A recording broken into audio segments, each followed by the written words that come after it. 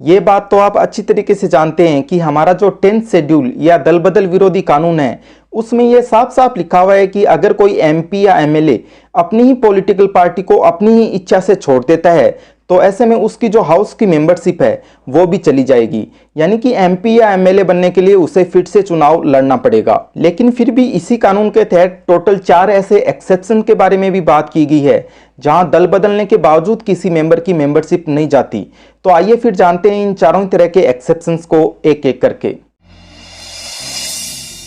दल बदल विरोधी कानून का जो पहला एक्सेप्शन है वो ये कहता है कि अगर किसी एमपी या एमएलए की ओरिजिनल पार्टी का किसी दूसरी पॉलिटिकल पार्टी में मर्जर या विलय हो जाता है तो फिर इस तरह की सिचुएशन में ये एंटी डिफेक्शन लॉ लागू नहीं होता। लेकिन यहाँ पर एक जरूरी कंडीशन ये है कि उस एमपी या एमएलए की जो ओरिजिनल पार्टी है उस ओरिजिनल पार्टी के उस हाउस में टोटल जितने भी मेंबर्स हैं उनमें से कम 2/3 मेंबर्स इस तरह के मर्जर के साथ जाने चाहिए, यानी कम से कम 2/3 सदस्य उस मर्जर या विलय से एग्री होने ही चाहिए। तो अब आप समझ गए होंगे कि इस तरह के मर्जर या विलय की वजह से अगर कोई एमपी या एमएलए अपनी पॉलिटिकल पार्टी को छोड़ता है या किसी दूसरी पॉलिटिकल पार्टी में जाता है तो फिर उसे अपने पद से हाथ नहीं धोना पड़ेगा।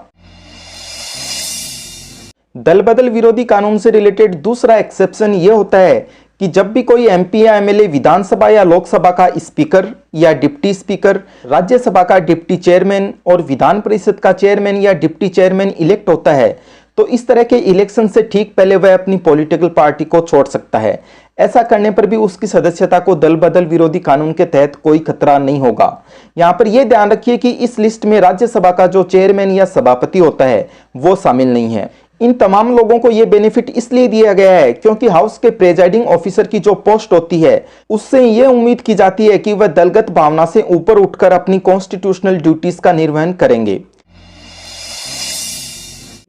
दल बदल विरोधी कानून से रिलेटेड जो तीसरा एक्सेप्शन है उसको जानने के लिए हमें पहले यह पता होना चाहिए कि एक हाउस के जो प्रेजाइडिंग ऑफिसर्स होते हैं उन प्रेजाइडिंग ऑफिसर्स को यह अधिकार दिया गया है कि वह इस दल बदल विरोधी कानून के प्रोविजंस को लागू कराने के लिए रूल्स या नियम बना सकते हैं। प्रेजाइडिंग ऑफिसर द्वारा बनाए गए इन्हीं रूल्स से हमें पता चलता है दल बदल विरोधी कानून से रिलेटेड तीसरे एक्सेप्शन का। और वह तीसरा एक्सेप्शन यह है कि 10th शेड्यूल या दल बदल विरोधी कानून के तहत किसी एमपी या एमएलए के अगेंस्ट में कार्रवाई केवल तभी की जा सकती है जब प्रेजाइडिंग ऑफिसर के पास इस संबंध में कोई कंप्लेंट की जाए। कहने का मतलब कि किसी एमपी या एमएलए ने इस कानून के प्रोविजंस को अगर वायलेट कर दिया है लेकिन इस वायलेशन के संबंध में कोई भी शिकायत अगर प्रेजाइडिंग ऑफिसर के पास नहीं आई है तो ऐसे में जो प्रेजाइडिंग ऑफिसर है वो अपने आप उस मेंबर के अगेंस्ट कुछ भी नहीं कर सकते। और इस तरह की सिचुएशन में दल बदल विरोधी कानून के प्रोविजंस को वायलेट करने के बावजूद उस मेंबर की जो मेंबरशिप है वो कंटिन्यू बनी रहेगी।